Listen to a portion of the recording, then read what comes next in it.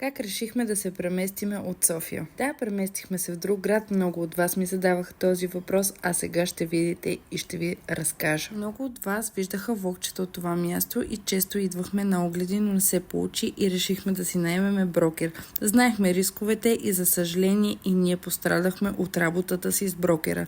Но за това в друго мое видео ще ви разкажа, ако искате. Не беше лесно решение да заминем от родния ни град, в който сме израснали, но и двамата обичаме промените и предизвикателствата. Изминалата година не беше лесна за нас и много хора ни разочароваха, и мен, и него. Това доста наклони везните за едно ново начало.